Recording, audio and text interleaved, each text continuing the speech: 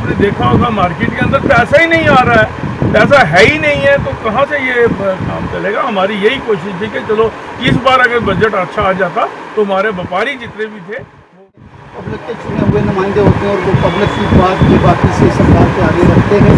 आने वाले वक्त में जिस तरीके से सरकार की तरफ से इलेक्शन कमीशन ऑफ इंडिया की तरफ से भी तैयारियाँ 4 टोटल बंदोबस्त कर लिए गए, सरकार का ये कहना है कि आने वाले सितंबर या अक्टूबर के महीने में इंतखाब हो सकते हैं जम्मू कश्मीर में। राजेश गुप्ता को हम इस जगह पर देखते हैं रजौरी से जाते थे। अब कांग्रेस पार्टी बहुत दूर पहुंच चुकी है और मुझे लगता है कि अगर इस बार इलेक्शन होते हैं तो कांग्रेस की और या कोलेक्शन में होती है हमारी, तो हुकूमत जो है वो कोलेक्शन में होगी। फेसबुक पेज लाजवाल लाइव देख रहे हैं आप अपने मेज़बान से।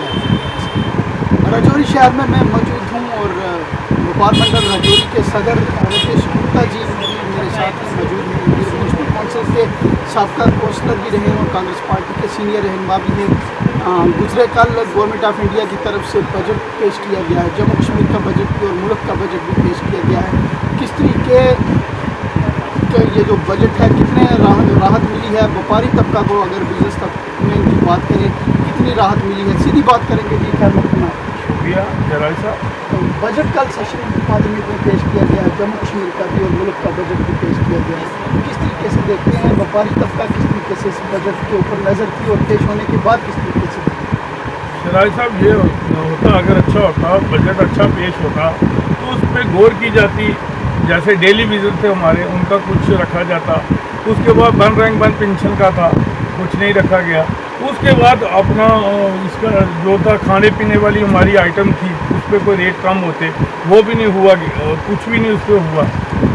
उसके बाद हमारे 2-3 चीज़ें और थी। अग्निवीर जो हमारी स्कीम चली थी कि 4 साल के लिए, तो उसके बाद इसमें अगर इसमें कोई स्कीम रखी होती कि अग्निवीर जो भी हमारे फौजी भाई थे उनको आगे उनकी जैसे बाकी आर्मी की भर्ती थी उस ढंग से रखे जाते, वो भी कुछ नहीं हुआ।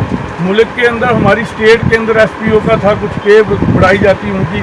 अगर एक मुलाजिम जो है वो 60,000 रुपये या 65,000 रुपये ले रहा है तो SPO आज भी 8-9,000 रुपये या 12,000 रुपये ले रहा है। इन पे कुछ काम ही नहीं हुआ। अगर इन्होंने प्लास्टिक की आइटमों के रेट देखो आप, वो भी महंगे कर दिए।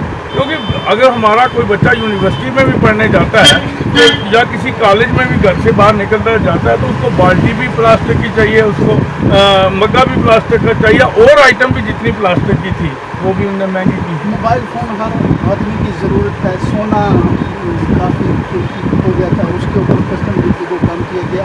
इन चीज़ों को किस तरह से देखो, सोना तो वो जो मैरिज करेगा अपने बच्चे की या बच्ची की, तो सोना उसने डालना है, उसने अपनी कैपेसिटी देखनी है कितना डालता है। अगर 2-4 हज़ार रुपये उन्होंने तोले पे कम भी हो गया तो 10% या 9% कम किया है, आम जनता को उसका कोई फ़ायदा नहीं है। आज मोबाइल सस्ते किए हैं तो किसी को क्या फ़ायदा है, मुझे बताइए ना। मोबाइल हम 500 रुपये के लेके काम कर चला सकते हैं, उससे कोई खाने पीने वाली चीज़ तो नहीं है ना, वो तो एक शो करने वाली चीज़ है। चलिए गुप्ता साहब, आप व्यापार मंडल रजौरी के प्रधान भी हैं, आपकी बात शहर के कारोबारियों से भी होती है। कारोबारी तबका जो है इस बजट के ऊपर कितना खुश है या मजबूर? मैंने आपको 3-4 मसले बताए हैं। बेरोज़गारी का मसला था, अगर बेरोज़गारों के बारे में सोचा जाता, कल वो भी कहीं नौकरियां लगती उनकी या कहीं पे भी होते, उनको भी पैसा आता, वो मार्केट के अंदर आना था। अग्निवीर का मसला था, वो आपने भी देख लिया, उसमें भी कोई नहीं है। सारे जो मसले थे ना इसमें, रोज़गारी तो बेरोज़गारी टोटली इसमें चल रही है, आपने देखा है। इसलिए आम आदमी को इस बजट का कोई फ़ायदा नहीं है। अगर बड़े बड़े लालों को हुआ, अगर सोना कम हुआ है तो वो सराफों को बेनिफिट है। आम पब्लिक को अगर सुनहरे 2% है हमारी पूरी हिंदुस्तान में, ठीक है ना, इसका किसी आम आदमी को फ़ायदा इस बजट का नहीं है। आपने देखा होगा मार्केट के अंदर पैसा ही नहीं आ रहा है, पैसा है ही नहीं है, तो कहाँ से ये काम चलेगा। हमारी यही कोशिश थी कि चलो इस बार अगर बजट अच्छा आ जाता तो हमारे व्यापारी जितने भी थे वो भी अच्छे ढंग से काम कर सकते थे। तो मुझे लगता है कि जो इस साल हमारे मार्केट में आप देख रहे हैं काम पूरे थ्रू इंडिया में, तो मुझे लगता है कि अगले साल इससे भी ज़्यादा कम होगा। तो ये दुकानदार जो है दिन दिन नीचे ही जा रहे हैं। इनके किसी दुकानदार का जिसकी पिछले साल की 10 लाख रुपए सेल थी, आज वो 4 लाख रुपए आया हुआ है, अगले साल 2 लाख के, क्योंकि बड़े बड़े माल खोल रहे हैं ये। अगर 100 दुकानों का काम एक माल खोल रहा है तो बाहर का आदमी आके तो वो उसका बेनिफिट ले रहा है। आम आदमी को इसका कोई बेनिफिट नहीं है, छोटे छोटे दुकान टोटली खत्म हो गए। देखना था। तो सब आप कांग्रेस पार्टी से वाबस्ता है, सीनियर रहनुमा है कांग्रेस पार्टी के, आप म्यूनसिपल कौंसिल राजौरी के साथ का सब काउंसलर भी रह चुके हैं, लीडर ऑफ अपोजिशन भी रह चुके हैं म्यूनसिपल कौंसिल राजौरी में। आने वाले वक्त में वो जल्द जम्मू कश्मीर के अंदर असम्बली का इंतखाब होने वाला है। इस तरह से देखते हैं कांग्रेस पार्टी की क्या तैयारियाँ चल रही हैं। देखो जी, कांग्रेस पार्टी तो आपको पता होना चाहिए, जब हमारे एमपी के इलेक्शन हुए हैं उसके बाद तो हमने हमारी यही कोशिश की कि एमपी के इलेक्शन के साथ ही एमएलए के इलेक्शन हो जाए, असेंबली के हो जाए, पर इन्होंने करवाए नहीं है।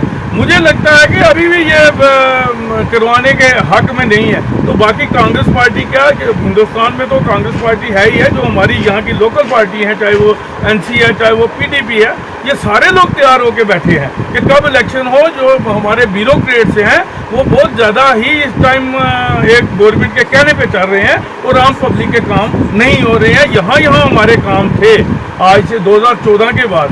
मैं राजौरी का ही आपको बता देता हूँ, मिनी सेक्रेटरी एक छोटा सा मसला था, 10 साल हमारे वो हो गए हैं, इस गवर्नमेंट ने वो हमारी मिनी सेक्रेटरी नहीं वो यहाँ पे बना सकी।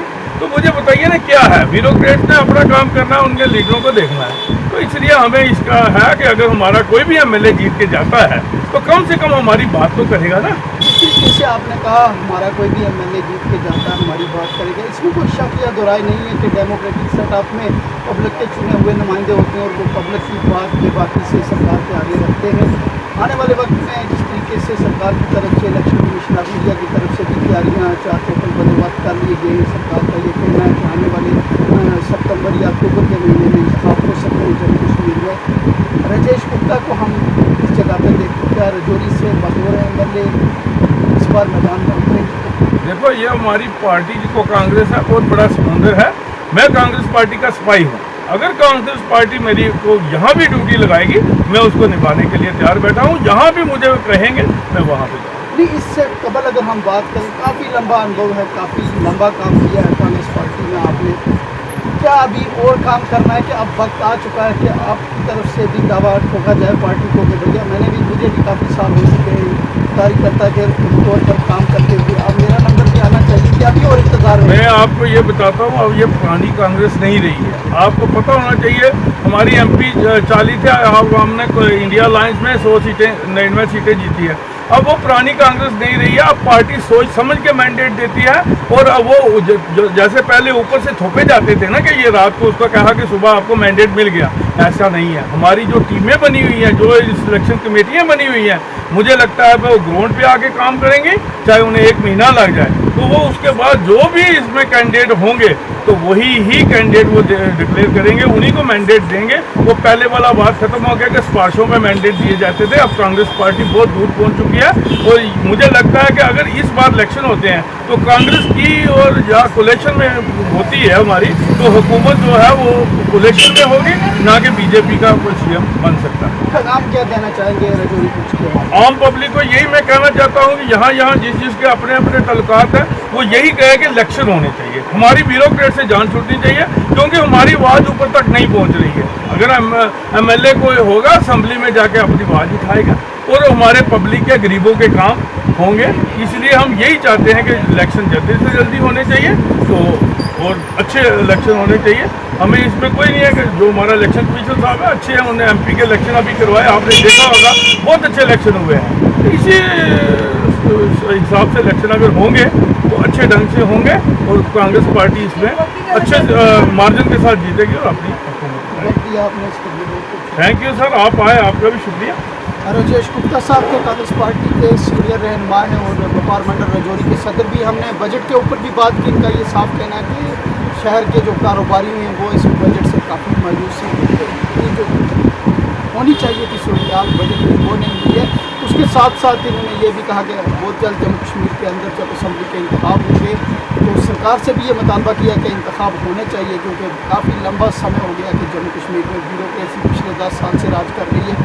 चुनी हुई सरकार होगी, तमाम की मुश्किलात का इजाला होगा। अब ये तो आने वाले वक्त में मालूम होगा कि सरकार की तरफ से जब इंतखाब करवाए जाते हैं तभी पॉलिटिकल सेटअप कायम किया जाएगा, तब ब्यूरोक्रेसी से जम्मू कश्मीर की लोगों को निजात मिलेगी या नहीं मिलेगी।